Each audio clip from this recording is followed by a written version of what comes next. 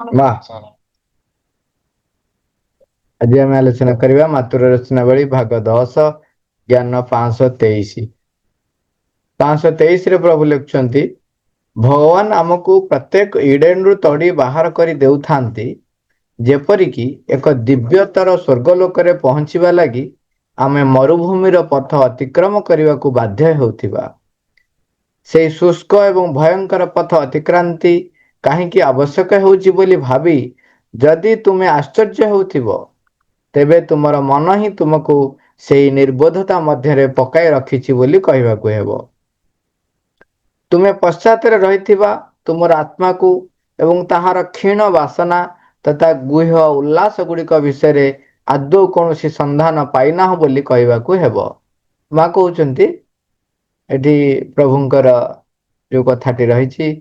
जे कहीं आमको जो इडेन रु तड़ी बाहर कर देउथांती साधारणतः लोक माने कहती जे आमको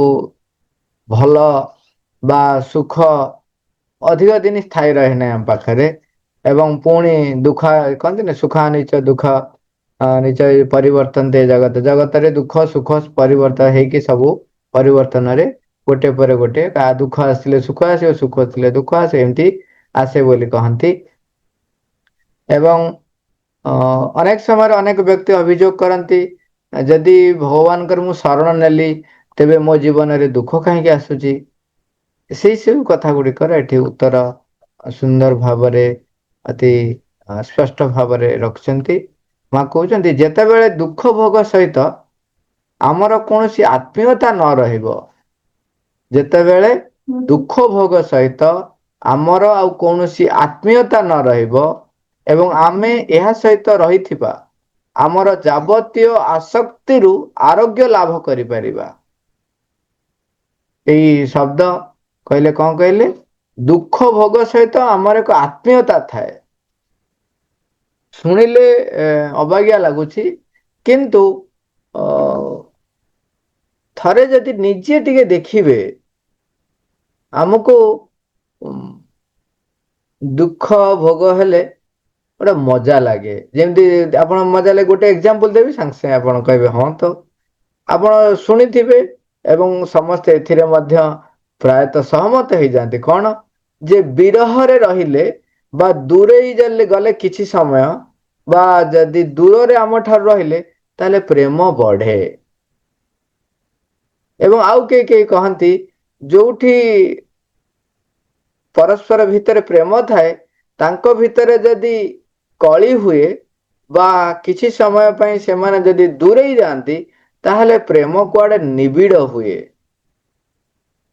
एठी तामाने आपण चिंता करंतु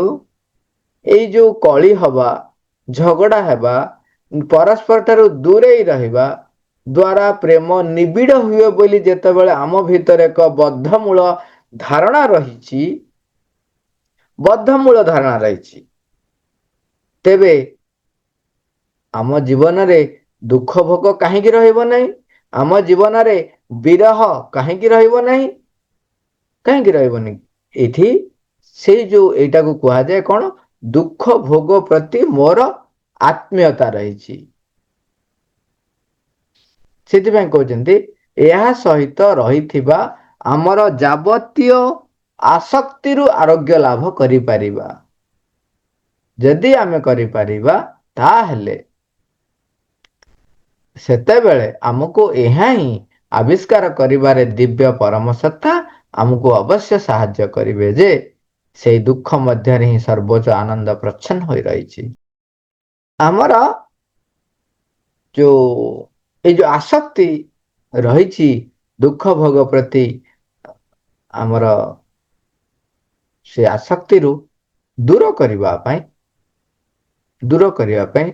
सर्वोच्च दिव्य परम सत्ता सबु समय रे प्रचेष्टा करुथांती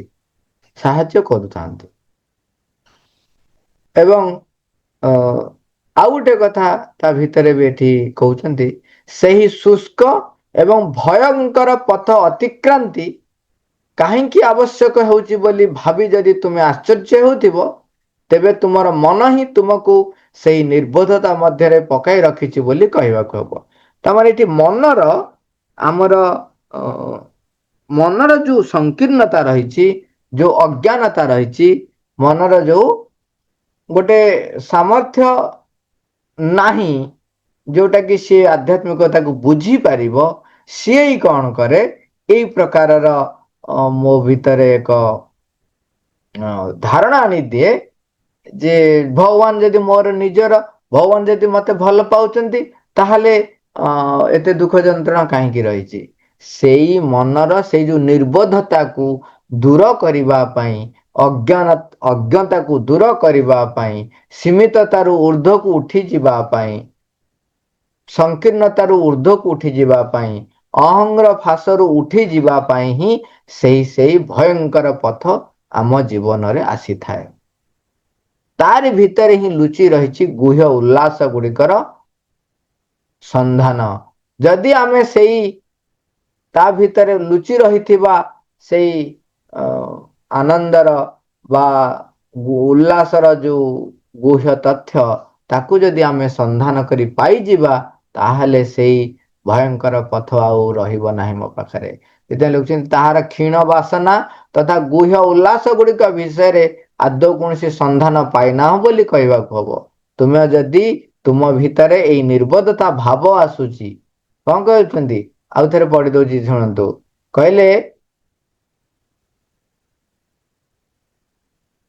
सेही शुष्क एवं भयंकर पथ अतिक्रांति काहींकी आवश्यक हेउछि बोली भाबी जदि तुमे आश्चर्य हेउथिबो तेबे तुमर मन ही तुमको सेई निर्बोधता मध्य रे पकाई रखिछि बोली कहिबाकू हेबो तुमे पश्चातरे रहिथिबा तुमर आत्मा को एवं ताहार क्षीण वासना तथा गुह्य उल्लास गुड़िक विषय आदौ कौन संधान पाई ना बोली कहबाकू हबो जदि मो भितरे भाव आसिला जे भयंकर पथ काहींकी आसीछि तेबे आपण जानिबे एपर्यंत आपण संधान पाई नाहंती सेई जो दिव्य उल्लासर मां सेथिपै कहले जे हमको एई जो आसक्ति रु आरोग्य लाभ करिया पड़िबो ए जो दुख भोग प्रति आमर आत्मीयता थाए जो आसक्ति थाए देखो आपण गृहस्थ हुअंतु किंबा सन्यास हुअंतु सन्यास ग्रहण करंतु जोगी जोगी जी हबो जोगी जी हबो माने जोग युक्त हबो भगवान को सहित ता पई दी जनक पई नियम गोटिए आपण संसार तथाकथित समाजर परिवार एवं संसार को त्याग करिकी सन्यास ग्रहण करंतु किंबा गृहस्थ जीवन यापन करंतु उभयଙ୍କ ପାଇଁ नियम होची गोटे आसक्ति रु मुक्त हबाकू पड़िबो तेणु आमे जो अभियोग करू जे मते काहेकि भगवान इडेन रु तड़ी बाहर कर दउचंती माने जो सुख शांति आनंद रहिछु तादुर काढी काहेकि बाधा विपत्ति दउचंती बाधा विपत्ति दउचंती जे पर्यंत आम भितरे से दुर्बलता से असामर्थ्य ऊपर आम कर्तृत्व हासिल करना तापर विजय हासिल करना तेरे से पर्यंत से भयंकर पथ आम जीवन में रही था कौन कहते से चार्टा कथा मन अच्छी कौन कहते मन अच्छी अवलोकन कौन है अवलोकन हाँ प्रथम है अवलोकन सतर्क कर्तृत्व प्रभुत्व हाँ चारिटा बढ़िया थैंक यू बापा अवलोकन सतर्क कर्तृत्व प्रभुत्व यही चारोटी जिनस निहाती दरकार आम जिते जीवन यापन कर साधारण जीवन यापन करंतु किंबा आध्यात्मिक जीवन यापन करंतु माँ ज्ञान 524 एक सुस्थ मन दुख भोग को घृणा करे कारण लोक मानक मनरे अनेक समय दुख पाइबार जो वासनाटी संचित हो रही था ताहा हेउछि एक व्याधित एवं प्रकृति विरुद्ध वासना मात्र आत्मा मन और तार कष्ट भोग लगी आदौ कौन भ्रुक्षेप करे नाही लुहा कारखाना रे मालिक चुली रे आउटा हेउथिबा अशोधित लुहा गुंडर जंत्रणा लगी जेमिति कौन भ्रुक्षेप करे न थाए ताहा आपणार यथार्थ प्रयोजन एवं यथार्थ क्षुधा गुड़िकर अन्वेषण करुथाए देखो ये से जो आम आलोचना करुले दुख भोग प्रति जो आसक्ति ताकू प्रभु कहते जदि मनटी सुस्थ मन हो तेबे से दुख भोग को घृणा करिवो नाही सॉरी दुख भोग को घृणा करिवो से दुख प्रति तार आसक्ति रहिबो नाही दुख प्रति तार आत्मीयता रहिबो नाही जदि दुख प्रति आत्मीयता रहिछि ता माने से होछि व्याधित एवं प्रकृति विरुद्ध वासना ता माने मन तार सुस्थ मन नाही आ जो मनटी सुस्थ है नाही तेबे से कष्ट भोगिबो से कष्ट भोगिबो एठी कहउछन्ती आम भीतर जो प्रतिक्रिया आसे पूर्वरु जे बेले बेले व्यक्ति कहंती जे काहेकि मो जीवन रे भगवान एते दुख कष्ट दउछन्ती जदि भगवान तेनु नाहंती सेठी मन रखिबे आउ बेले बेले कहंती भगवान कोन भारी भगवान के सहुचन्ती एते जंत्रणा हमर आत्मा आत्मा मनर कष्ट भोग लगी आदौ भ्रुक्षेप करे ना कहीं भ्रुक्षेप करे बढ़िया एग्जांपल दउछन्ती जेतेबेले अशोधित खनिज पत्थर लौह पत्थर रु जेतेबेले लुहा बाहरिबो सेतेबेले ताकू कोन पूरा केते डिग्री टेम्परेचर रे बाबा सेथिरे ताकू तरला होताए सेतेबेले लुहा गुंडर जो जंत्रणा होथिबो काना केते उत्तप्त तरली जाउथबो सेतेबेले मालिक आदौ मन दुख करे ना ए हे लुहा गुंड गुड़ाक तरली गला आदौ मन दुख करे कहीं ना ताहा परिशोधित है बाहरी जीव खाद्य गुड़ाक बाहरी जीव शुद्ध लुहा गुंड तरल लुहा तापर पुणी से कठिन हम पूरा शुद्ध होगी बाहरी जीव तेणु शुद्ध हवापाई परिशुद्ध हवापाई मन कष्ट भोग पाइब सेतेबेले आत्मा आदौ भ्रुक्षेप करे ना तेणु सर्वोच्च परम सत्ता माँ निजे स्वयं दिव्य जननी तेणु से केबे भी व्यक्तिव्यस्त हो पड़ती नहीं मन जेतल कष्ट पाऊ थाए कारण चैत्य सत्ता जेतेबेले सम्मुख को आसीजिव सेतेबेले मन आउरी अधिक कष्ट पाइब अधिक जंत्रणा पाइब प्राण भी जंत्रणा पाइब सेतेबेले चैत्य सत्ता किंबा आत्मा आदौ मन दुख करती नहीं माँ कहते केवल से सर्वोच्च परम प्रभु ही प्रकृत प्रभु ही रहिबा उचित एवं नियमतः चैत्य सत्ता केवल तांकरी विधान गुड़ी को ही पालन करिथाए तेणु आम पई एकमात्र प्रभु होउचंदी से सर्वोच्च परम सत्ता सेई परम प्रभु सेई दिव्य जननी केवल मोर प्रभु हेबे मु कृतज्ञ हेबी तांकरी पाखरे धन्यवाद देवी तांकु धन्यवाद देवी समर्पित हेबी तांकरी पाखरे समर्पित हेबी आउ का पाखरे नुहे कौनसी अर्थ जा पाखरे अर्थ अछि ता पाखरे हेबिनी क्षमता पाखरे हेबिनी मो भीतर क्षमतार मोह आसे ता माने क्षमता प्रति मु समर्पित अर्थ प्रति मोह रही अर्थ प्रति समर्पित मान सम्मान प्रति मोर मोह रही मान सम्मान पाखरे समर्पित जहा प्रति आपणकर मोह रहिला ता प्रति आपण समर्पित तेणु ये सबुथिरु मते बाहरी आसिया पड़िबो एवं केवल दिव्य जननी पाखरे